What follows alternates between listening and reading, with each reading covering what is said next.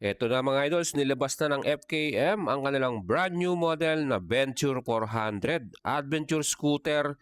Well, ito na pinaka-reasonable price sa ganitong category dito sa atin sa Pilipinas. Aba, napakasig ng ilaw nito, naka-projector lamp, full LED ang kanyang lahat ng ilaw hanggang taillight. At mga idol, pagdating sa kanyang engine type, yan po ay expressway legal 400.1cc single cylinder, 4 valves fuel injected at naka-CVT belt drive. Mga idol, napakalakas ng engine ito. At isa pang the best dito mga idol, ang baba ng seat height, 755mm. Kahit 5 flat ka, kayang-kaya mong i-rides ang bagong model na to. Naka-dual shock na rin ang ating rear suspension with sub-tank. At pagdating sa safety, equipped to ng dual channel ABS. Plus, meron ding traction control. Di ba napaka-solid?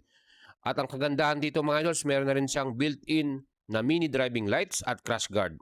Meron din tayong mga bulsa o mini compartment sa harapan at meron din siyang equipped na keyless mga idol, napakaganda. At meron na rin siyang USB charger port A. Mga idol, ang astig din ng kanyang display, full color TFT na rin ito. Kaya talagang sulit na sulit pag binili mo to mga idol. At ang kanyang naman fuel capacity ay may total na 17.4 liters. At para naman sa ating presyo, ayan, SRP 288,000 at may discount pa. Intro price 268,000 na lang mga idol.